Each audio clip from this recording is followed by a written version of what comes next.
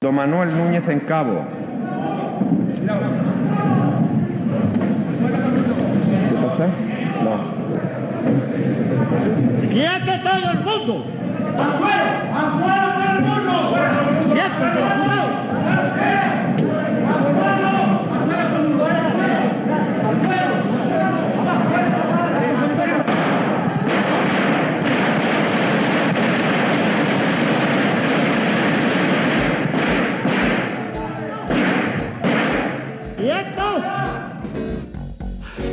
De ciertas cosas se sorprenden los ingenuos o los hipócritas. Los primeros genuinamente para su pesar, los segundos como un episodio más de su comedia social. Pero nadie que haya prestado atención a los actos públicos, privados y secretos de Juan Carlos de Borbón podrá sorprenderse hoy de las revelaciones de alcoba del exjefe del Estado y sus correlatos políticos. No solo no se sorprenderá de su contenido supuestamente desconocido, sino que tampoco lo hará de la forma en que ha sido revelado. La restauración borbónica de 1969 fue una operación de perpetuación del Estado franquista y de sus sistemas, aparatos, grupos y familias de poder económico, ideológico, mediático, militar y policial. Entre 1969 y 1981 se superan los escollos que la fábula de la transición modélica presenta como el resultado de la valentía, la audacia y la bonomía de Juan Carlos de Borbón. Ese es el relato a proteger a toda costa, no solo y no sobre todo por los juancarlistas irredentos, sino por los partidarios del régimen monárquico cuya jefatura ostenta hoy un tal Felipe de Borbón. Ese relato tiene que ser creíble, es decir, tiene que ser impuesto unánimemente por la clase política y por los medios de comunicación del régimen, so pena de que el derrumbe del mito fundador del padre arrastre consigo la legitimidad y la aceptabilidad del hijo y la nieta. Que la monarquía y por lo tanto el régimen del 78, que para ser exactos habría que llamar el régimen del 81, no gozan de buena salud, es una evidencia que solo la trifulca bipartidista y la propaganda de los medios que pagan bancos y administraciones consiguen a duras penas mitigar. Entre 2012 y 2014, la anemia perniciosa del régimen no anduvo lejos de convertirse en una septicemia, en una crisis de Estado. En ese intervalo, ya marcado por la impugnación destituyente del 15M, la imposible ocultación de la corrupción orgiástica de la familia real, marcó el nadir de la legitimidad de la Constitución que nos dimos todos los españoles. Basta solo pensar qué hubiera ocurrido si la abdicación se hubiera retrasado meses o años y se hubiera producido en pleno momento ascendente de Podemos, por una parte, y del proceso independentista en el periodo 2015-2017, por el otro, en palabras de doña Elena Valenciano, ayudante de aquella cocina. Era un momento muy políticamente convulso en España, con la irrupción de nuevas fuerzas políticas en el panorama nacional. Eso, la abdicación, fue una gestión bipartidista pura, dice Valenciano, con conocimiento por parte de la oposición de lo que el gobierno iba a hacer, trabajando al unísono con el conocimiento de muy pocas personas en cada uno de los dos partidos. Todos sabíamos que estábamos trabajando con material radiactivo. La ley de abdicación y la buena colocación en su puesto de Felipe de Borbón fueron quizá el último gran servicio a España de Alfredo Pérez Rubalcaba, que rindió ese gran servicio a la monarquía de partidos de 1978, que en paz descanse. Felipe de Borbón es un puntal en el ruinoso edificio monárquico, nada más que eso. Este es el dato fundamental que necesitamos para entender el sentido profundo de lo siguiente, de que la intrahistoria que más define nuestro sistema de pluralismo político limitado, aquella que las Prego o los Cercas se han encargado de glosar y tergiversar a mayor gloria de los Borbones, nos tenga que llegar hoy, más de 4 décadas después, a través de referencias oblicuas en las grabaciones secretas realizadas por una de las relaciones extramatrimoniales del que aún conserva no solo la impunidad fiscal y penal, sino también el título oficial de Majestad. La operación Felipe de Borbón tuvo que hacerse en condiciones que no estaban previstas en el plan de sucesión tranquila. Al lastre purulento que dejaba su progenitor se sumaba un cuadro de austeridad y corrupción, un socavón en el electorado bipartidista, una fuerza de ruptura desde dentro, como Podemos, y la mayor impugnación de la solución autonómica para Cataluña de toda la historia del régimen. En su discurso del 3 de octubre de 2017, Felipe de Borbón selló el carácter y la fragilidad de su reinado, uniendo su destino al estado de excepción y a la solución represiva del desafío soberanista de la mayoría del pueblo catalán, legitimando por añadidura la liberación de la hidra neofranquista que hasta entonces vivía su plácida inhibición en los aparatos político, militar, judicial y mediático del régimen español. No se equivocan quienes han visto en toda la serie de revelaciones sobre las conductas privadas de Juan Carlos de Borbón, desde su insumisión fiscal y sus negocios sucios, un intento deliberado por parte de la Casa Real y del PP y del PSOE de insuflar vida nueva a la fábula del Borbón bueno, el hijo que rompe avergonzado con su padre y que, en contraste con la depravación de éste, vive una vida decente, sobria y feliz de esposo fiel y padre de 2 hijas que aseguran el futuro de la institución. Sin embargo, ni la propaganda babosa sobre la familia real, que repite los mismos patrones cortesanos del reinado de Juan Carlos, ni el Real Decreto de Restauración de la Casa de Su Majestad el Rey de abril de 2022 han conseguido eliminar el olor a podrido y a cadáveres mal sepultados en todo lo que concierne a la institución monárquica. Que el estercolero periodístico de Eduardo Inda publique los audios de Juan Carlos de Borbón con Bárbara Rey no puede ser solo el producto del afán comercial de un mercado coprófilo, sino que responde, como todo lo que hace el gran amigo de Antonio García Ferreras, a las órdenes de sus amos. No parece exagerada la tesis de que entre, por un lado, padre y hermanas e hijo y esposa por otro lado, existe algo más que un distanciamiento y que no sería exagerado hablar de una profunda hostilidad.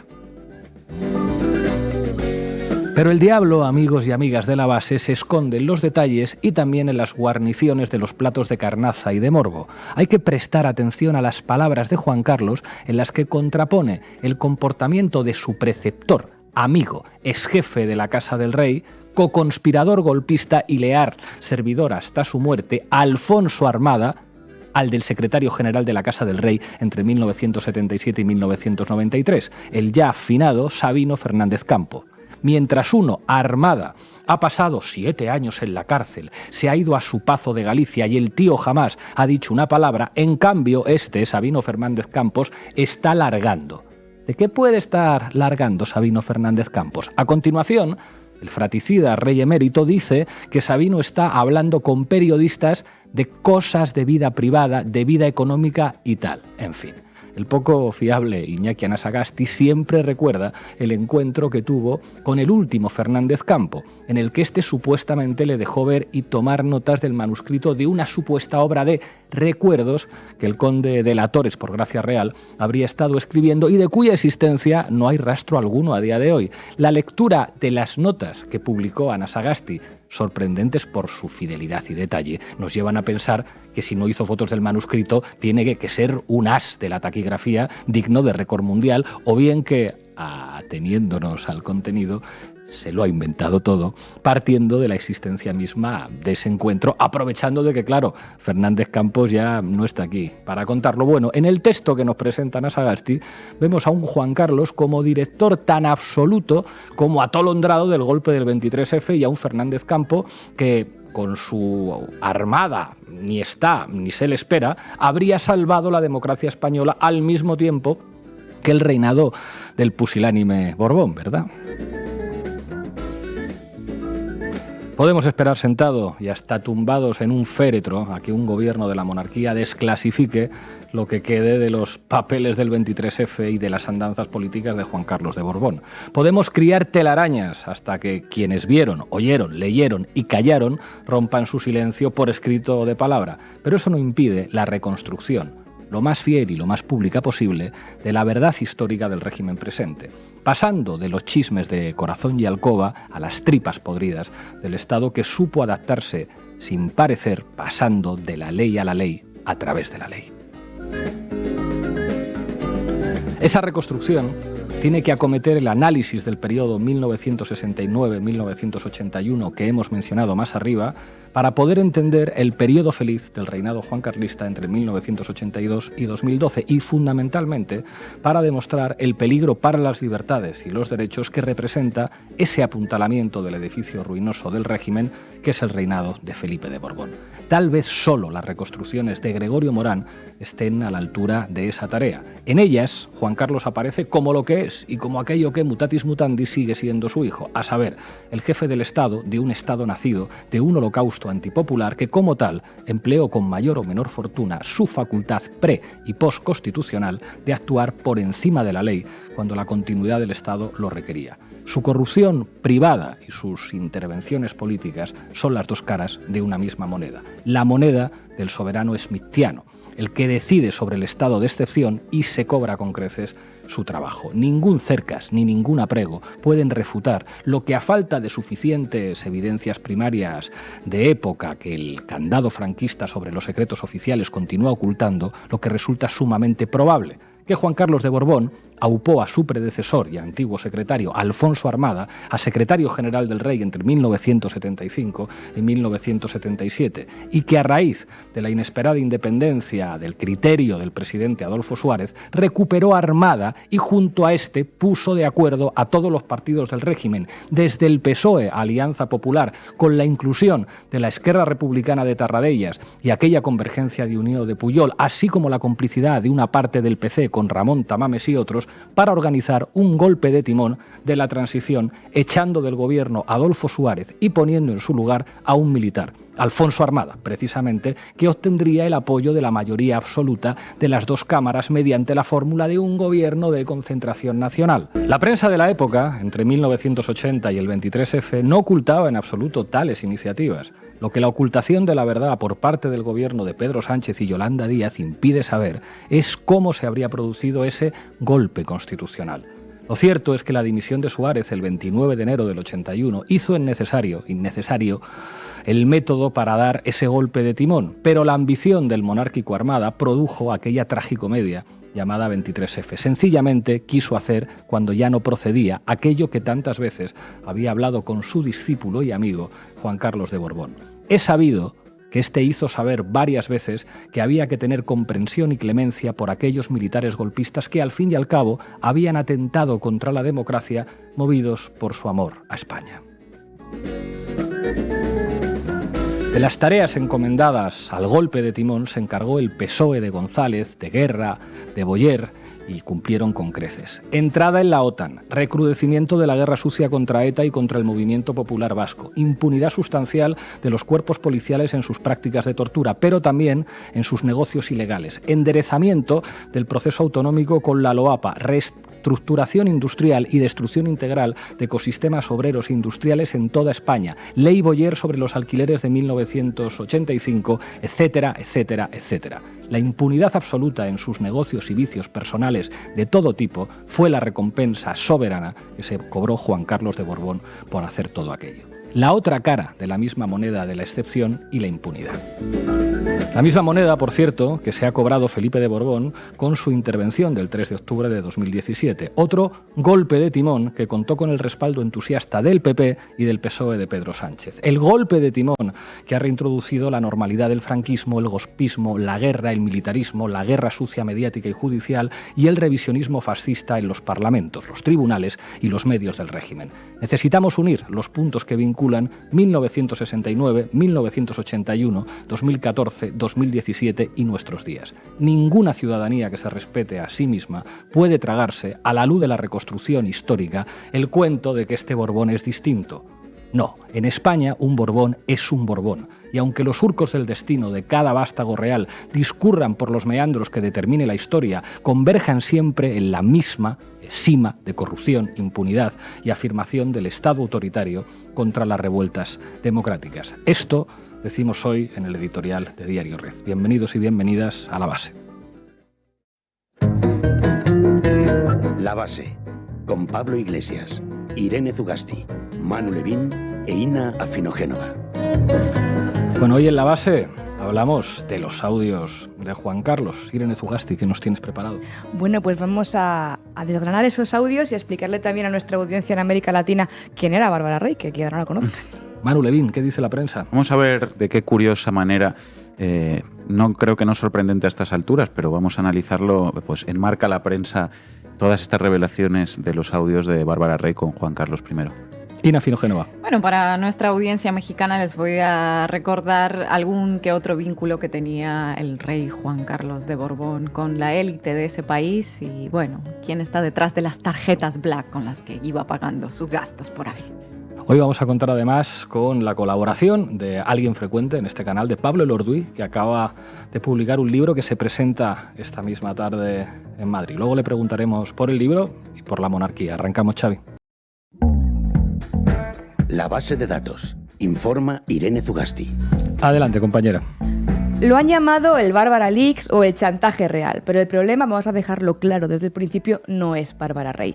Los audios filtrados y publicados a lo largo de la semana pasada y de la presente por OK Diario con las conversaciones privadas entre el artista y examante del rey emérito Bárbara Rey y Juan Carlos de Borbón son la confirmación de un secreto a voces en la corte borbónica que durante mucho tiempo perteneció al terreno de la crónica social, de la crónica rosa, pero que revelaba la naturaleza de la corona y su restauración tras la muerte del dictador y la del propio régimen del 78. Dice Pablo Elorduy en su libro El Estado feroz que el jefe del Estado es la clave de bóveda del sistema. Sí, Juan Carlos de Borbón, el hombre con el DNI número 10. El 1 se lo quedó Francisco Franco. El único nombre propio que aparece escrito como tal en la Constitución española. Ese de cuya persona emana la sucesión en la jefatura del Estado.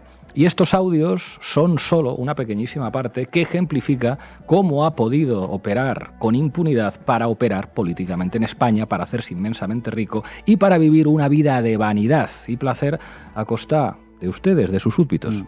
Bueno, de hecho, apunta Elorduy, la abdicación en 2014 de Juan Carlos en su hijo Felipe VI fue la única forma de salvar la monarquía, que se planteó como una salida de emergencia en un momento político en el que el régimen se tambaleaba en plena crisis política, territorial y económica. Pero para llegar hasta ese momento vamos a tener que irnos muy para atrás, hasta 1977. Creemos que esto va a gustar mucho también a nuestra querida audiencia de América Latina, a quienes lógicamente les fascina que a estas alturas tengamos un rey, pero además nos encantaría saber cómo ven desde allí, desde América Latina, todo esto que vamos a contarles hoy. Quédense, porque aquí hay golpes de Estado, espectáculos de cabaret, encuentros románticos con mucha paella, mucho teléfono pinchado, mucha grabadora, presidentes del gobierno y un aparato de inteligencia nacional al servicio de su majestad. Bien, bueno, estos audios han sido filtrados, como decíamos, por el medio de comunicación de extrema derecha, por llamarlo de alguna forma, OK Diario, propiedad de Eduardo Inda, el mismo, por ubicarles, que publicó en su día las informaciones robadas de un teléfono móvil a Podemos. La Sexta y Antena 3, por ejemplo, no han parado de reproducirlos a lo largo de esta semana. Incluso Telecinco, la cadena que ya saben, anda un poco caída en desgracia en audiencias, vuelve a levantar sus números gracias a hacer casquería con este tema. Estas grabaciones son las conversaciones telefónicas entre Juan Carlos de Borbón y Bárbara Rey, mantenidas en 1997 y de cuya existencia se especuló hasta que ahora por fin han visto la luz. Vale, pero ¿quién es Bárbara Rey? Y perdonen que lo diga, pero a nadie le parece una coincidencia un poco extraña su apellido. Pues verás cuando te contemos cómo se llama su hija. En fin, Ina hace muy bien en preguntar porque hay quien probablemente no le suene, pero Bárbara Rey, nacida María García, era una artista murciana que, como muchas otras artistas de la época, de los 70, buscaba hacer carrera en el Madrid del tardofranquismo. Eran los años donde, muerto el dictador, aparece pues el cine de destape, los espectáculos de revista, la liberación sexual, que en realidad fue una cosa bastante machista, por cierto. Y en 1977, esa leyenda del rey campechano, canallita, que era un motero que iba a escondidas a quemar la noche madrileña, seductor de princesas en casas reales, terror de las modelos nórdicas y de las juergas en Vaqueira, le convino mucho a Zarzuela, porque distraía de otros asuntos mucho más importantes. Pero vamos, que estos audios, como decía Pablo, son un aperitivo, nada más, publicados obedientemente por Inda en el Timing preciso. Volviendo a por qué es importante lo que preguntaba Ina, por qué es importante Bárbara Rey, veamos cómo ella misma le explicaba a Risto Mejide cómo operaba el emérito en su corte y cómo llegó hasta ella. ¿Cuándo conociste al rey? Pues mira, yo al rey le conocí en el año 76. Me localizó, me llamó. ¿Y qué te dijo? Que le gustaba mucho. ¿Cómo es esa primera entrevista? Habíamos hablado tanto ya por teléfono como si fuéramos amigos. Hablamos del año 77 todavía. Sí, principio del año 77. Soy Bárbara Rey y voy a votar por el centro. Yo evidentemente colaboré con la UCD, pero yo no colaboré porque me salió del corazón, que yo no entendía nada de política, sino pues porque me pidieron el favor. ¿Quién te lo pidió? Alguien. Bueno, dejando a un lado la moralidad borbónica, vemos cómo Juan Carlos mezclaba trabajo y placer, porque Bárbara Rey fue, pues, la musa de la UCD, de la Unión de Centro Democrático, que hay que decir que en España, por desgracia, las artistas, las vedettes, se nos han escorado siempre a la derecha. Bárbara con UCD, Norma Duval con el PP, nada que ver con Italia, donde Rafaela Carrà hacía campaña por el Partido Comunista. Qué bella, Rafaela. En fin, que el rey pidiera a Bárbara Rey hacer campaña por el partido de Adolfo Suárez, el encargado de gestionar la restauración del régimen del 78, de la ley a la ley, pues ya saben ustedes, no es casual. Una carta de Juan Carlos de Borbón a su amigo el Shah de Persia, fechada allá por junio de 1977, pedía apoyo a su querido hermano en los siguientes términos. En julio de 1976 designé a un hombre más joven, con menos compromisos, a quien yo conocía bien y que gozaba de mi plena confianza, Adolfo Suárez. Desde aquel momento prometí solemnemente seguir el camino de la democracia, esforzándome siempre en ir un paso por delante de los acontecimientos, a fin de prevenir una situación como la de Portugal, que podría resultar aún más nefasta en este país mío, España. Se refería a la revolución de los claveles de Portugal, claro, la carta continúa, les leemos. El presidente Suárez, a quien yo confié firmemente la responsabilidad del gobierno, pudo participar en la campaña electoral solo en los últimos 8 días, privado de las ventajas y oportunidades de las que se pudieron beneficiar los otros partidos políticos. A pesar de todo, solo y con una organización apenas formada, financiado por préstamos a corto plazo de ciertos particulares, logró asegurar una victoria total y decisiva. Al mismo tiempo, sin embargo, el Partido Socialista obtuvo un porcentaje de votos más alto de lo esperado, lo que supone una seria amenaza para la seguridad del país y para la estabilidad de la monarquía, ya que fuentes fidedignas me han informado que su partido es marxista. Bueno, por lo de que el PSOE fuera marxista, no tenía que preocuparse tanto en realidad. El hecho es que la operativa para colocar a la UCD en el gobierno de España prosperó porque Juan Carlos necesitaba un gobierno de la reforma que aseguró la monarquía, la perpetuación de las élites en las cúpulas del poder económico y judicial y que dejara todo, ya saben cómo era aquello, ¿no? Atado y bien atado. Para que luego hablen de financiación de partidos, ¿eh? Y ahora damos un salto temporal de nuevo de la mano de Bárbara Rey y sus audios, porque en uno de ellos se encuentra quizá una de las informaciones más interesantes de lo que se ha revelado estos días, la referencia a los golpistas que perpetraron el alzamiento militar del 23 de febrero de 1981, el 23F, en el Congreso de los Diputados. Como recordarán, aquel episodio se nos ha narrado siempre como el momento en el que Juan Carlos I salvó la democracia y la transición, un rey que maniobró para frustrar el golpe. Y así se quedó escrito, ¿no?, en los libros de historia que todas hemos estudiado. De hecho, durante mucho tiempo, el juancarlismo militante perdonaba cualquier tropelía real, safaris, corrupción, amantes, con aquella coletilla, aquella cantinera de que el rey salvó la democracia. Pero fíjense lo que dicen estos audios sobre Alfonso Armada, lo que comentaba Pablo, uno de los generales a cargo del golpe. Viendo entre tú y yo Mucho, ¿no? las cosas de sabido y palabra de honor. Yo me imagino que mucho, ¿eh? Me río, cariño, me río de Alfonso Armada. Sí, ¿verdad? No, es que tiene... Yo te... 7 años de cárcel, se ha ido a su paso de Galicia y el tío jamás ha dicho una palabra. Jamás. ¿A qué te digo? Este está alargando. Pero bueno, pero si este hombre... Pero escúchame, tú te has portado muy bien con él. Hay algo por lo cual... Está en su pazo, tan tranquilo, sin abrir la boca. Y yo me pregunto qué tenía que contar Alfonso Armada, quien, por cierto, si estaba tan tranquilo en su pazo, es porque fue indultado en 1988. Con esto se confirma lo que siempre se dijo en los círculos militares, que el rey no solamente era conocedor, sino quizá también partícipe directo para sacarse a Adolfo Suárez, que ya no le era útil. Tenía que sacárselo de encima, ¿verdad, Ugasti? Sí, y Alfonso Armada, recordemos, fue condenado a 30 30 años de cárcel y pérdida de empleo por su participación en el 23F, poco después de ser nombrado, por cierto, segundo jefe del Estado Mayor del Ejército. Previamente, en diciembre del 75, cuando Juan Carlos I accedió al trono, Armada fue designado secretario general de la Casa del Rey. Ahí es nada. Consiguió, por cierto, su indulto en 1988 gracias a los esfuerzos de Felipe González, el entonces presidente del gobierno. Desde prisión había manifestado de forma reiterada su lealtad a la corona y al ordenamiento constitucional, lo que autoriza a tenerle por corregido cuando le indultaron y a prever que hará una vida honrada en libertad, ahí tranquilito en su pazo. Pero Felipe González, que también sale en los audios de todo esto, no tiene ni idea, dice, miren. Se han publicado sobre Bárbara Rey. No he oído ningún audio, ¿No he escuchado y nada menos de de eso. No. Sobre Bárbara Rey y el rey. consta que se usaba dinero público para Que no tengo ni puta idea de lo que me habláis, que no sé si lo entendéis, que no oigo esos audios, y ahora que me habláis de lo que van, menos los oiré. Qué alegría, presidente. Hay algunos problemas serios. Que te la estoy aquí robando un poco.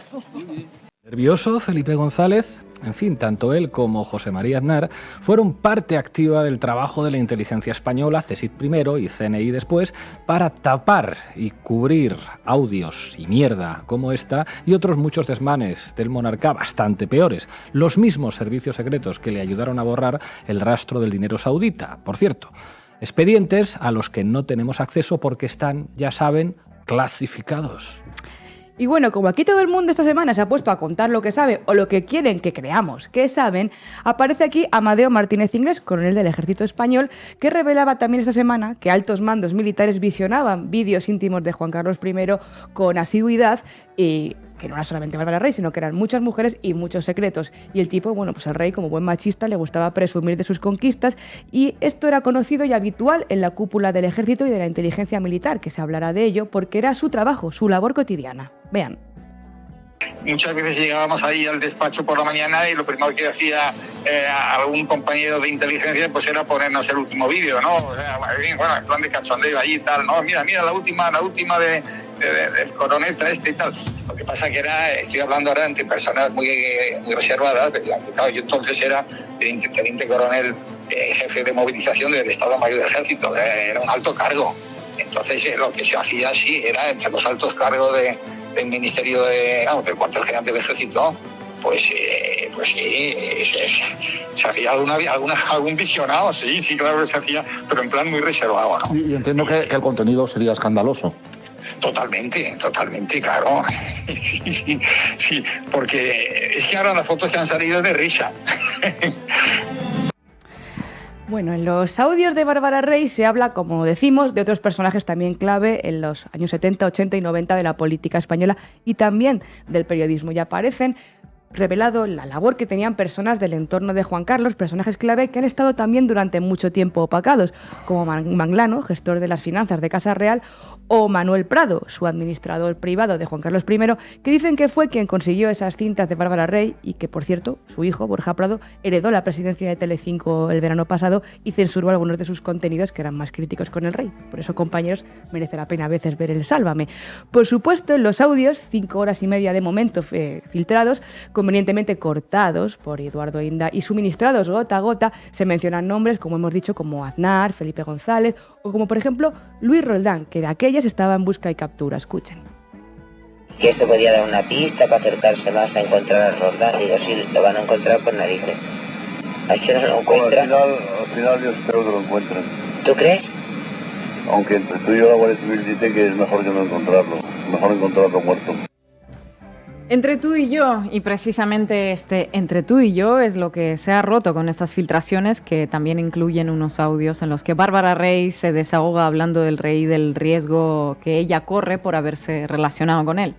Sí, ese audio que, bueno, merece la pena escuchar, es una maravilla interpretativa. Bárbara Rey explica su situación y amenaza con hablar para blindar así su seguridad. En los papeles de Manglano, el responsable del antiguo CSIC, según el ABC, aparece como chantaje el concepto contable de los documentos del pago por estas cintas a Bárbara Rey. Y volvemos a insistirles, Inda y compañía han querido colocar a Bárbara Rey en el centro del asunto como una chantajista, una aprovechada, como una amante despechada. Y de ese modo se coloca de nuevo una cortina de humo sobre el emérito y se difuminan las historias de alcoba con las cuestiones políticas que hay detrás, que son indisociables y que es así que nos afectan a todas las ciudadanas y ciudadanos. Este enfoque en el que se cuestiona el testimonio de Bárbara Rey y se le relega a ser una aprovechada, además de profundamente machista, vuelve a despreciar el poder y el papel de figuras como la propia Bárbara Rey o como Corina Larsen, la testaferra fundamental para el entramado societario de Juan Carlos, además de su amante. Y ha sido gracias a ellas que se han sabido y se conocen algunas de estas informaciones. Las responsabilidades han de pedírselas a quien vivía a sueldo de los españoles, que era Juan Carlos, quien representaba al Estado y quien estaba casado proyectando moral y valores tradicionales. Escuchemos a Bárbara Rey explicando su situación. Yo no estoy dispuesta, tengo que decirme ahora, a nivel mundial desprestigiarme. Ya lo ha dicho, eso ya lo han conseguido, porque yo estoy desprestigiada en mi país, que es donde vivo, y es donde yo me he ganado la vida. Yo soy una mujer que me he dedicado por completo a él, y no estoy dispuesta a aguantar ni un solo momento más para proteger a un hombre que no se lo merece. Yo estaba ya contando y engañando, porque siempre he querido protegerle, pero ya no quiero protegerle más. Yo lo que quiero es que se sepa cómo es él, que la gente se entere de cómo es él, si él se merece estar donde está, si su familia se merece estar donde está, y se cree que con la prepotencia y que con el poder puede chafarnos el cuello a todos y a este país, a mí, a María García, que nació en total Hungría y que se vino aquí y tuvo la mala suerte de tropezarse con ese hombre en su camino. No lo va a conseguir, porque yo voy a morirme. A mí me van a matar, pero me van a matar con la cabeza muy alta y sabiendo el mundo entero a qué persona me he enfrentado y con qué persona he estado y qué persona ha engañado a este país y qué persona ha engañado a este mundo, que es el rey. Él está en deuda conmigo, porque no lo he sido nunca, pero si tengo que serlo, como puta voy a ser la más cara del mundo, porque le puede costar todo. La corona. Le puede costar el puesto que tiene. Y que no piense jamás que le tengo miedo. Acabarás mal. A mí me matarás, porque es lo que has pretendido durante mucho tiempo. Pero no te olvides que has estado mucho tiempo unido a mí, y esa muerte siempre irá unida a ti, y tú unido a mí. Y esa unión jamás se va a deshacer. Yo no te olvides de esto. Tú caes conmigo. La única sensación que me voy a llevar es que cuando caigas conmigo no nos van a enterrar juntos. Que teatralizado todo, ¿no? Bueno, en realidad hay algo de lo que dice Bárbara Rey que tiene relación con otro oscuro capítulo de la monarquía, el de Sandra Mosarovsky, actriz mitad española, mitad rusa, que en 1977, con solo 18 años, fallecía tras las graves lesiones cerebrales que sufrió al caer desde la terraza de su vivienda en Madrid. Su relación extramarital con Juan Carlos y su muerte nunca aclarada son también de esos rumores que en España se llevan años escuchando, pero nunca se llegaron a esclarecer, pese a que el hermano de Sandra intentó reabrir el caso en varias ocasiones. Y de nuevo vamos a dar otro salto en la historia hasta la abdicación en 2014, porque en aquel entonces, como decíamos, aún no se conocían los Panama Papers, ni muchos de los detalles del cobro de comisiones y el papel de Corina Wittgenstein en Lucum, la sociedad pantalla montada para ese fin, pero ya eran demasiados safaris, demasiados viajes a Arabia Saudí, demasiadas regatas de vela, demasiadas evidencias en torno a esa vida a cuerpo de rey. Había que salvar la institución con un rey preparado, discreto, y hacernos creer que no tenía nada que ver con su padre. Y este era Felipe VI. Sí, ese que no quiere no ya pedir perdón a México y América Latina, sino ni siquiera responder una carta donde se le interpela por la sangrienta conquista, por la invasión. Ese que tenía WhatsApps con empresarios corruptos implicados en el caso Bankia, a los que Leticia les llamaba compillovis. El mismo Felipe VI que autorizó el 3 de octubre en Cataluña, pero ya saben, nada que ver con su padre. Nada que ver. Antes de abdicar, Juan Carlos volvió a dejar todo atado y bien atado una vez más. Hizo una gira por Oriente Medio, con un fin de fiesta en Arabia Saudí. Le acompañaron el ministro Soria, la ministra Pastor y la ministra Garmendia del PP. También, antes de abdicar, Rajoy introdujo un decreto que reconocía el aforamiento de la familia real para asegurarse de esa inmunidad, esa impunidad judicial de la que han disfrutado hasta hoy. Y bueno, como les contamos aquí, ahora en su retiro dorado saudí, va y viene cuando le da la gana a España, a jugar a los barquitos, a visitar amistades, y ha montado una fundación para gestionar su patrimonio para sus hijas, y próximamente hasta publicará su biografía porque quiere dejar ese legado para que nadie le robe su historia. A quien nos han robado la historia es a las españolas y a los españoles. La historia de los cimientos de este régimen político a la que solo podemos acceder a través de informaciones como estas, que, como decíamos, son solo la milésima parte de lo que merecemos y necesitamos saber. Todo el mundo se pregunta hoy ¿por qué? ¿Es otra voladura controlada del sector de Zarzuela que quiere hacer caer al padre a costa de beneficiar al hijo? Desde luego, esto no es un acto de amor al periodismo ni a la transparencia.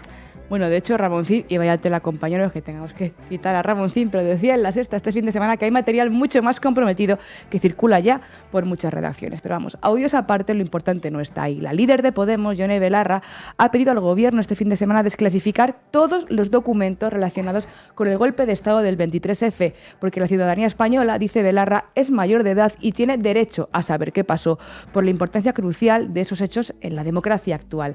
Creo además, dice Belarra, que si se sabe toda la verdad, mucha más gente se va a dar cuenta de que España tiene que dejar de ser una monarquía para convertirse por fin en una república. Cuenta también Pablo Elorduy en su libro que, según el periodista José García Vaz, un ministro del PSOE, le dijo a Juan Carlos una vez que era necesario un protocolo para controlar regalos y donaciones que él recibía, y su respuesta fue: ni hablar.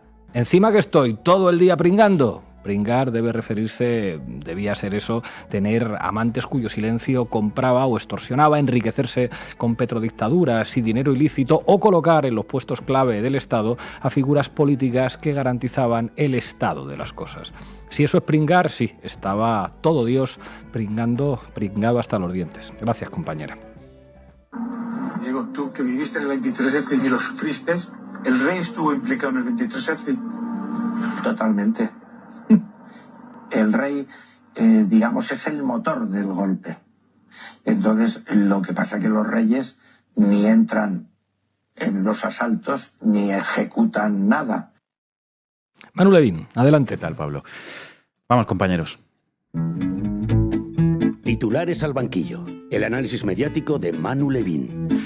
La Sexta. Fernández Miranda sobre los audios del rey Juan Carlos y Bárbara Rey hablando sobre Sofía. Es muy desagradable que hable así con su amante sobre su esposa. El Periódico, nuevos explosivos audios de Bárbara Rey con Juan Carlos I, que cuenta el momento exacto en el que rompió con la reina Sofía. La Sexta, Iñaki López sobre los nuevos audios filtrados de Juan Carlos y Bárbara Rey. Me parece terrible, el papel de la reina queda reducido a una vasija para dar un heredero. El presentador de Más vale tarde ha reaccionado a los nuevos audios filtrados del rey emérito y la vedette. En ellos se puede escuchar cómo el monarca afirma que no hace vida familiar con la reina. El Confidencial, suplemento Vanitatis.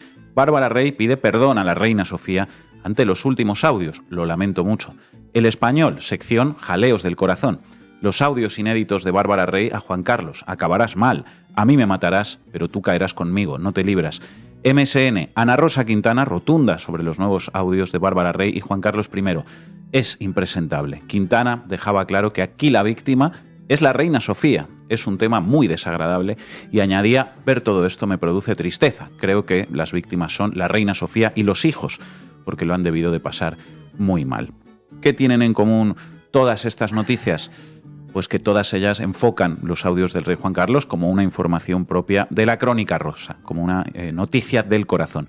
De hecho, directamente la colocan en esas secciones, lo veíamos hace un momento, y en las televisiones 3/4 de lo mismo. Basta comprobar que el tema se ha tratado básicamente en magazines, en programas de sucesos y en tertulias sobre temas ligeros, digamos, no tanto en programas informativos, digamos, serios, con enfoques más políticos.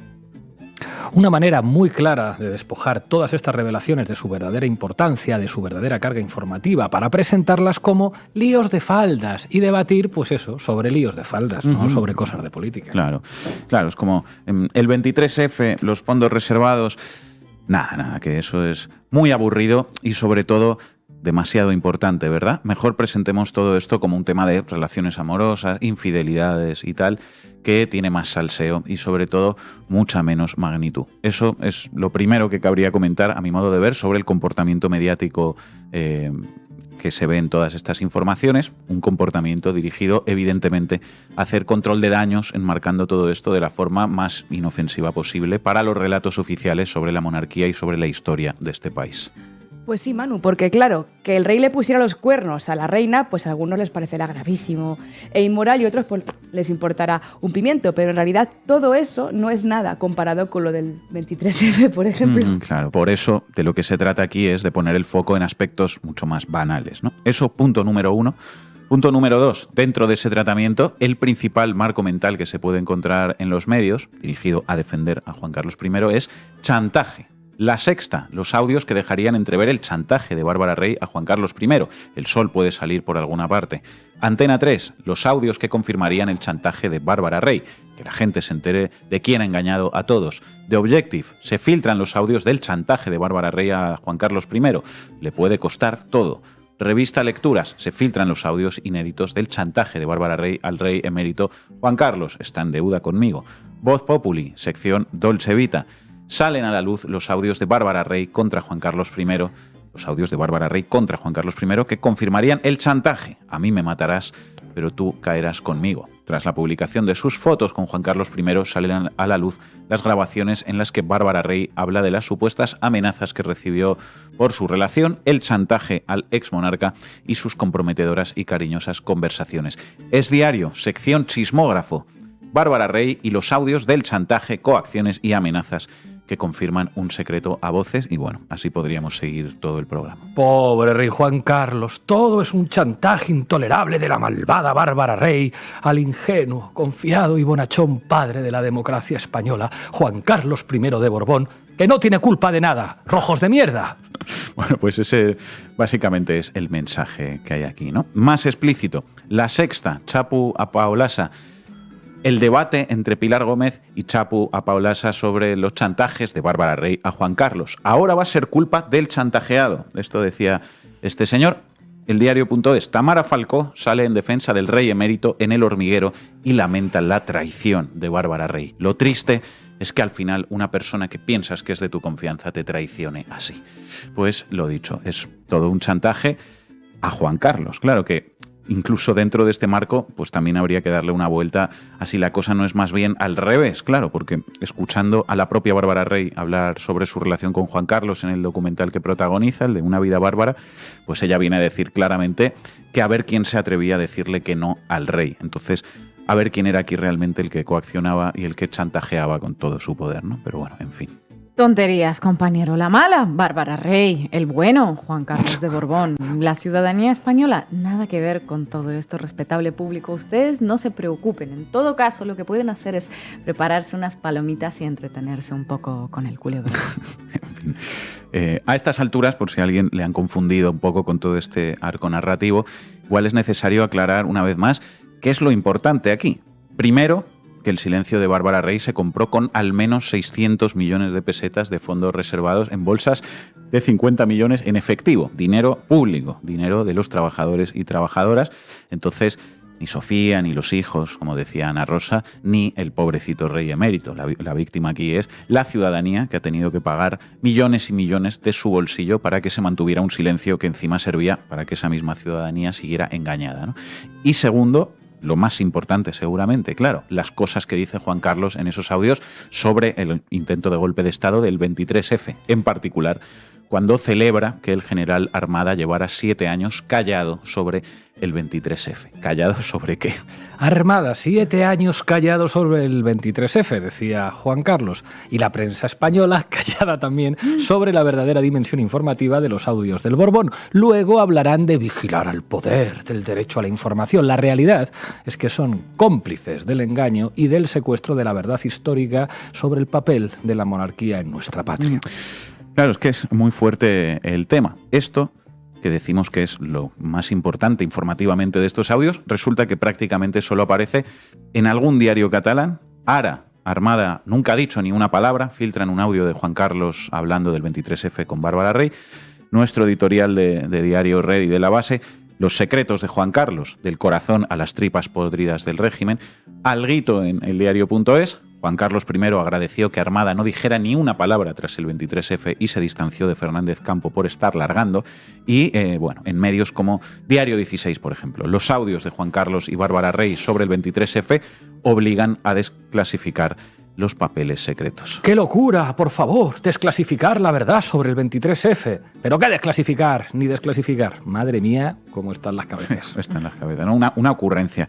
Por lo demás, pues lo dicho, mucho corazón y nada de 23F. Y cuando aparece el tema, resulta que el esfuerzo mediático va encaminado a restarle importancia, a cuestionar directamente lo dicho por Juan Carlos o a afirmar, pues que un planteamiento como el de este último titular de Diario 16, que es el que también han hecho fuerzas parlamentarias como Podemos, que piden desclasificar los papeles secretos del 23F, pues es un planteamiento que está fuera de lugar y es una obsesión de los rojos de mierda, que son unos pesados y unos ingratos con el rey emérito padre de la patria. Juan del Val en El Hormiguero. Ya veis que ha habido festival en El Hormiguero para defender a Juan Carlos. Juan del Val, alto y claro sobre los nuevos audios de Bárbara Rey y Juan Carlos I. En privado también se miente. Este jueves 3 de octubre, El Hormiguero volvió a tener su habitual debate con Cristina Pardo, Tamara Falcó, Nuria Roca y Juan del Val. El escritor volvió a mostrar su tono más disonante y directo. Entre los temas que se abordaron estuvo el de los nuevos audios filtrados entre Bárbara Rey y Juan Carlos I. El marido de Nuria Roca habló alto y claro sobre una posibilidad que pocos barajan, que el emérito no estuviera siendo sincero. Tenemos la idea de que cuando la gente habla en público puede mentir, pero que dice la verdad en privado, con lo cual damos por hecho que en estos audios lo que él le estaba diciendo a Bárbara Rey es la verdad. Esto no tiene por qué ser así. La gente puede mentir de la misma manera en público y en privado. En privado también se miente. ¿Cómo podemos saber que aquí no estaba mintiendo? Ojo, igual Juan del Val esto lo dice con conocimiento de causa, claro. Hay que tomárselo en serio porque otra cosa no, pero esta gente de mentir sabe más que nadie. Mienten en público, mienten en privado, es verdad, mienten... Mentir en público, en privado, en prensa, en televisión o por el medio que sea necesario. Se mienten a sí mismos. Qué listos son. La verdad es que saber del tema saben, pero bueno, eso, que no hay que tomarse nada muy en serio, gente, tampoco lo del 23F, así que circulen que aquí no hay absolutamente nada que ver y además todo es, en todo caso, un intento de la izquierda por reescribir la historia. El debate. La izquierda manipula las grabaciones del rey Juan Carlos para intentar cambiar la historia del 23F. Ah, pero que las grabaciones están editadas o algo por la izquierda. Por la izquierda, no. Lo que se dice es lo que se escucha y encima las ha publicado OK Diario, pero nada. La izquierda, dice el debate, ha creído encontrar un nuevo filón con el que intentar desprestigiar al rey don Juan Carlos. Su próximo objetivo es darle la vuelta a lo que fue uno de los capítulos más brillantes de su reinado, la noche que el rey frenó el golpe de Estado del 23 de febrero de 1981. Con ese fin, la izquierda está manipulando unas grabaciones realizadas a mediados de los años 90 de una conversación privada entre don Juan Carlos y la artista Bárbara Rey. A ver si va a resultar que quienes reescribieron la historia sobre el papel de Juan Carlos I, el 23F, fueron quienes dicen que fue uno de los capítulos más brillantes de su reinado y que el rey frenó el golpe. En fin, lo que hay, silencio sobre los elementos más importantes de los audios del Borbón y, eso sí, mucha crónica rosa del corazón para distraer de informaciones que afectan al corazón, sí, al corazón del régimen del 78. Gracias, Manu. A ver si encima voy a ser yo el culpable de que el rey dilapide dinero público yéndose de caza por África o que a sus amantes se compre su silencio con dinero público. Yo no soy el culpable de eso, yo me limito a contarlo como lo han hecho tantísimos medios. Entonces, si hay que pedir prisión para cada medio que haya contado esto, pues que no habría suficientes cárceles y son hechos objetivos independientemente de que uno sea republicano o sea monárquico. Ina Finogénova, adelante. Vamos, Xavi. ¿A qué me invitan? El análisis internacional de Ina Afinogénova. Bueno, ya les contamos los escándalos recientes, escuchamos los audios, ya vimos nuevas imágenes del rey emérito con algunas de sus numerosas amigas y por si esto no fuera suficiente, falta completar el relato sobre este maravilloso tren de vida con una patita financiera que curiosamente se asoma desde México. La semana pasada un juzgado de instrucción de Barcelona citó a declarar al empresario mexicano Alain Sanginés Krause en un caso que lleva un par de años abierto y que investiga un presunto presunto fraude a la Hacienda española por unos 600.000 euros que habría cometido un médico del rey emérito especializado en tratamientos anti-aging. Ojo que la avanzada edad no tiene que ser un impedimento para estar guapo. La Fiscalía sospecha que ese multimillonario mexicano, amigo de Juan Carlos de Borbón, podría haber ayudado a esconder al médico cuantiosas sumas de dinero que recibió de su clientela de elevada capacidad económica. A través de una serie de artilugios financieros, el médico se habría ahorrado tributar centenares de miles de euros de IRPF. San Ginés Krause tendría que declarar por este caso el próximo 7 de noviembre. Toda una molestia para alguien que ha preferido mantenerse en la sombra a lo largo de tantos años y que emerge cada tanto en relación a las opacas finanzas del rey emérito. Efectivamente, porque ni en México, ni en España, ni en el Reino Unido, donde reside desde hace muchos años, se le conocía demasiado a Alain San Ginés Krause, pese a todos sus negocios y pese a su fortuna. Saltó a la palestra ahora por el médico plástico y hace 4 años también, en plena pandemia, cuando se le acusó de estar detrás de las tarjetas Black que usaban el rey y algunos de los familiares del rey. La Fiscalía sospechó que el empresario estaba abonando cuantiosas sumas de dinero a varias tarjetas de crédito que usaban, sin declararlo a la Hacienda, el rey Juan Carlos de Borbón, la reina Sofía y también algunos de sus nietos en los años 2016, 2017 y 2018, años posteriores a la abdicación del rey. ¿A cambio de qué lo habría hecho? Bueno, que no haría uno por un buen amigo, ¿no? Ya, no se sabe exactamente a cambio de qué, pero quizás es importante tener en cuenta el hecho de que estamos hablando de los años de mayor bonanza de las grandes empresas españolas en México bajo el gobierno de Enrique Peña Nieto. La Fiscalía del Tribunal Supremo estuvo investigando el caso hasta que, a finales de 2020, desde un hotel de lujo en Emiratos Árabes Unidos, Juan Carlos I autorizó a su abogado en España para que pagara Hacienda más de 600.000 euros y pusiera de esa manera fin a la investigación.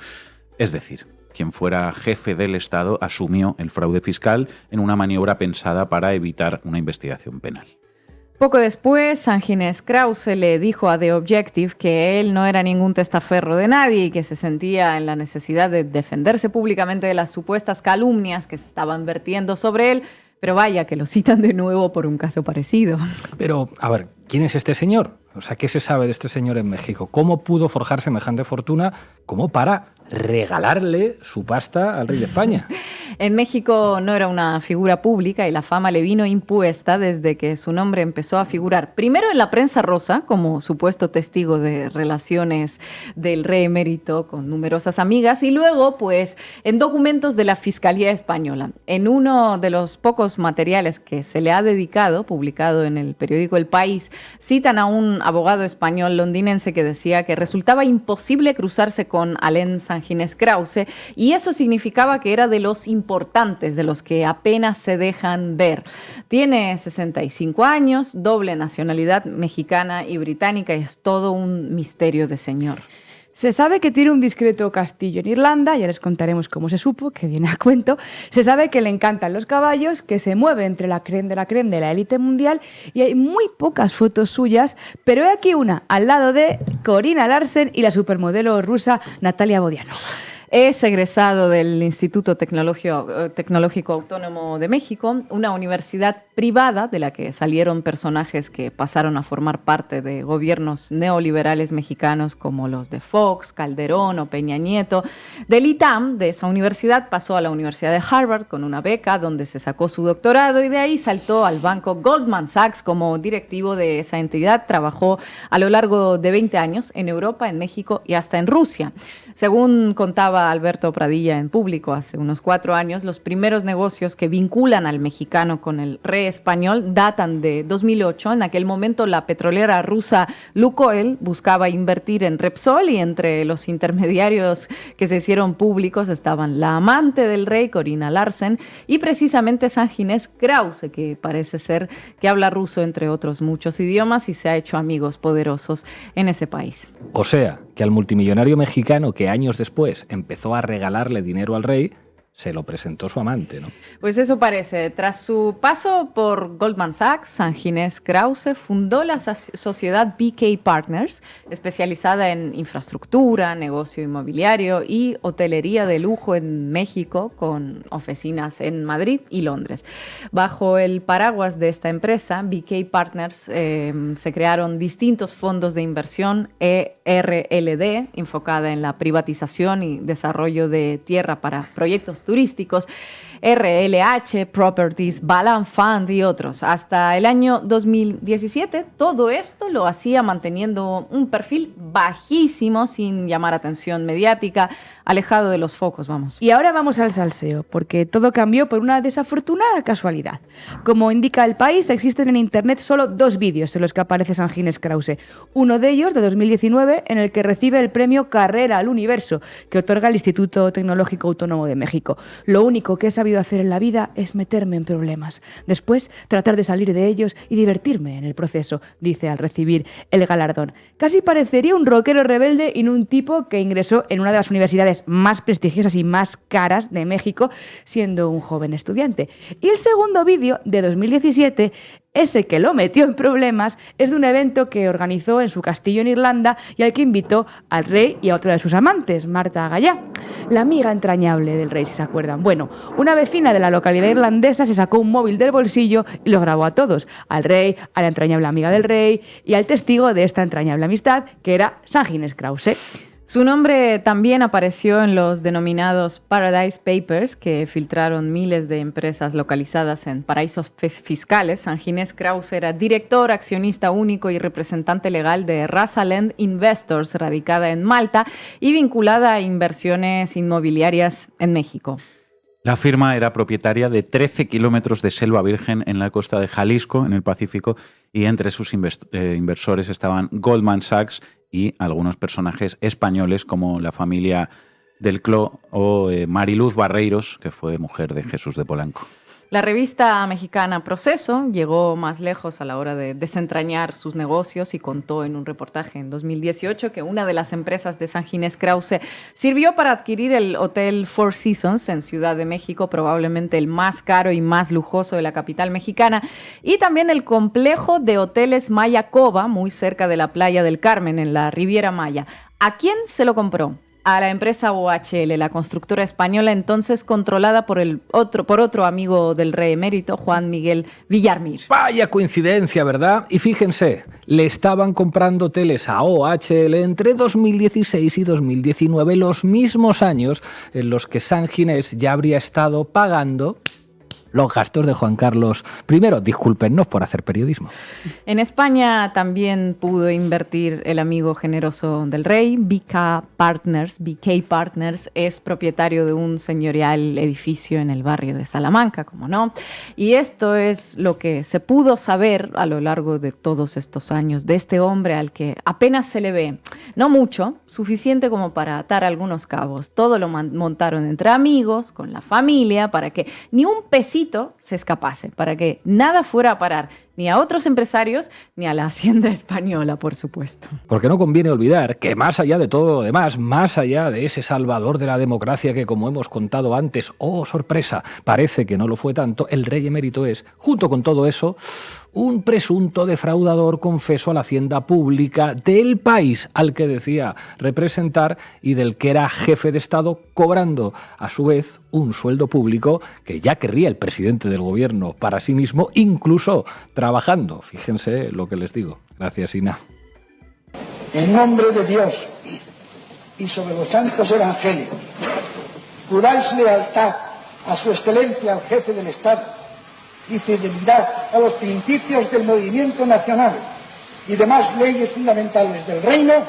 Sí, juro lealtad al jefe del Estado y fidelidad a los principios del movimiento nacional y demás leyes fundamentales del reino.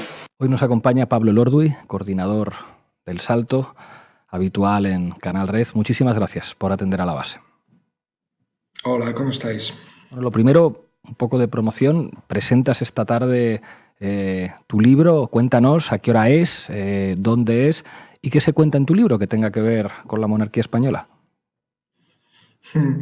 Bueno, pues a las 7 en la librería La Maliciosa, que si sois de Madrid, pues sabéis que está, probablemente lo sabéis, en el barrio de Embajadores.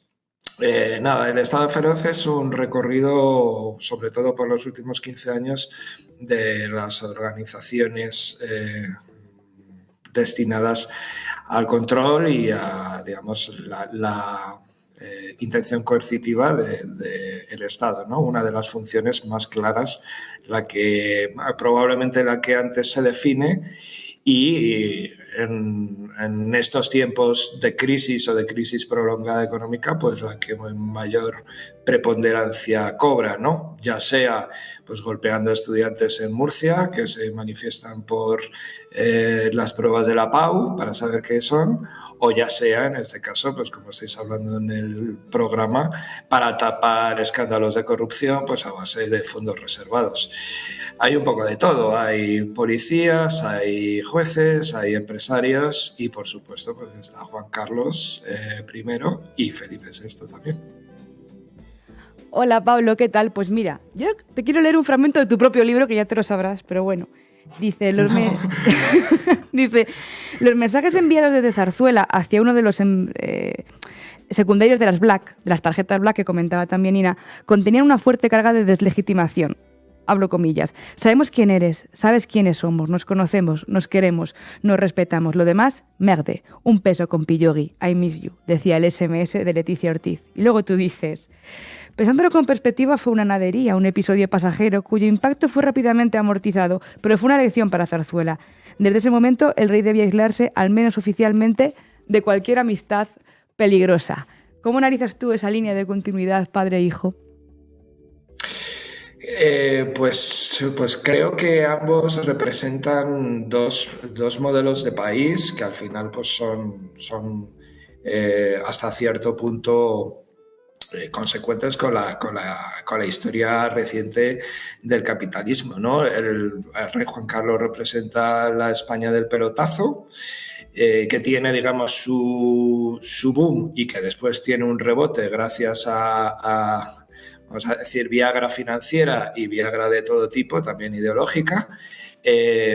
Y el rey Felipe VI representa los estados de la austeridad, los estados en los que al final pues, lo importante es una cierta imagen de rigor.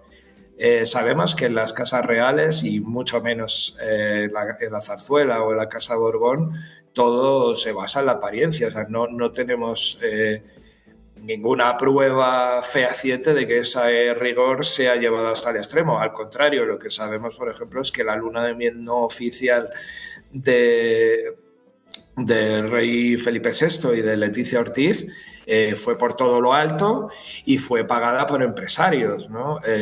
Pero al final sí que se lanzó una imagen y el rey que tenemos ahora, el jefe de Estado que tenemos ahora, pues lanza esa imagen de un ser morigerado que está aislado, tanto con respecto al conjunto de la sociedad, ¿no? Y la gira que hace después del COVID, pues es un reflejo de eso, no es una gira que todo el mundo califica como gélida, y está aislado también internacionalmente. Ya no es ese rey que se pasea como un playboy internacional, como alguien con muchos negocios en la cabeza, sino alguien que trata de pasar desapercibido, ¿no? Lo vemos claro, por ejemplo, con todas las monarquías petroleras del Golfo, etcétera, y donde sí que encuentra, digamos, su tradición histórica, pues es en la relación con Latinoamérica, más en el tema de la responsabilidad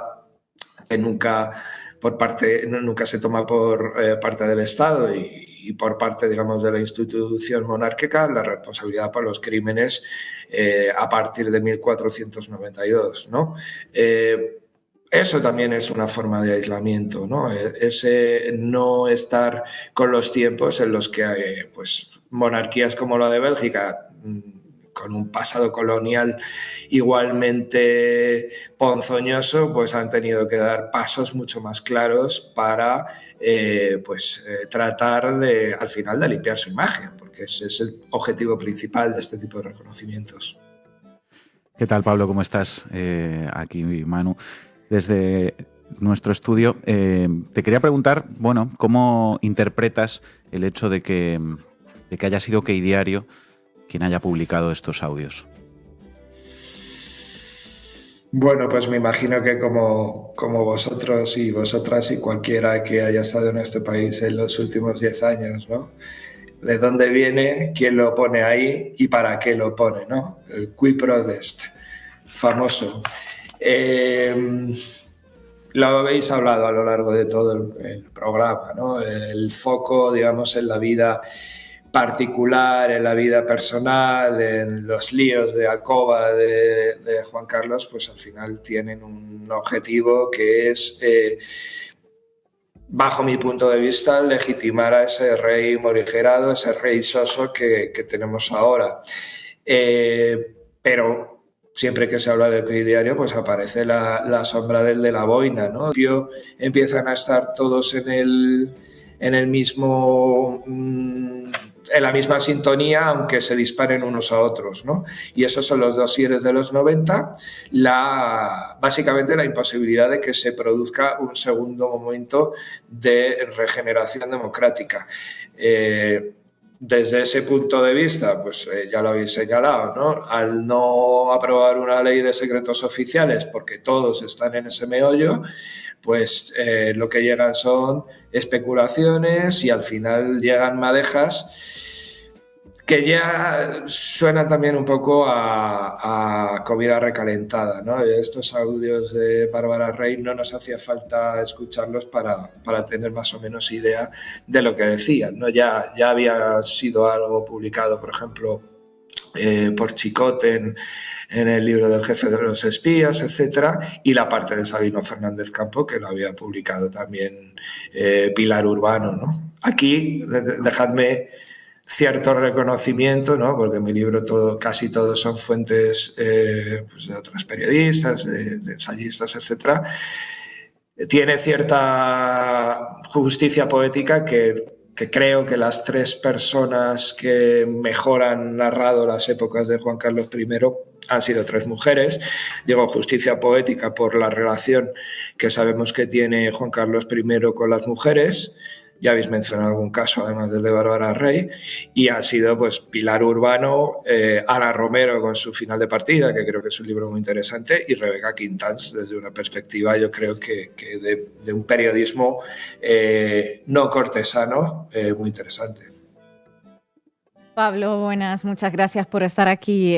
Más allá de estos audios de los que hemos hablado, yo te quería preguntar por esa relación. ¿Cómo podrías definir esa relación entre las élites latinoamericanas a raíz de lo que comentábamos sobre San Ginés Krause y la Casa Real española? ¿Cómo son? ¿Cómo ha sido a lo largo del tiempo? Porque se nota, incluso con la no invitación del rey a la toma de posesión de Claudia Sheinbaum, los que más se molestaron parecía que no era la Casa Real, sino la derecha mexicana.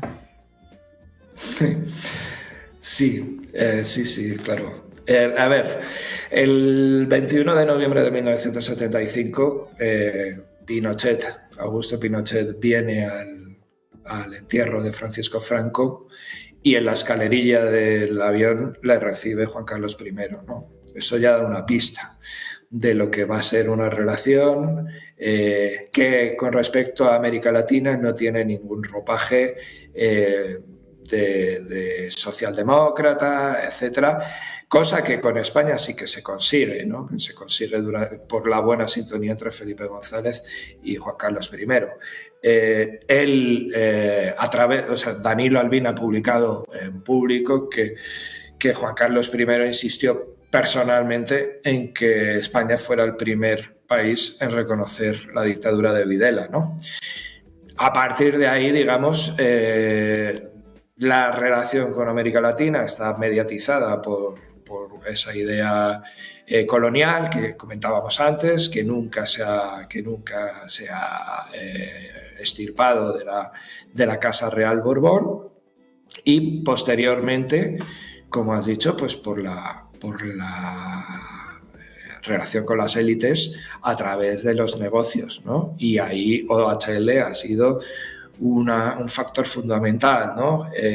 En concreto, pues desarrollos urbanísticos en México, como los que habéis comentado, y también con el canal de Panamá, la mega construcción, posiblemente una de las más importantes de Centroamérica, sin ninguna duda, en la que OHL está metido y en la que el rey siempre aparece con esos eufemismos de facilitador, de enganche, etc. Y lo que sabemos es que el rey, por este tipo de negocios, ha cobrado comisiones.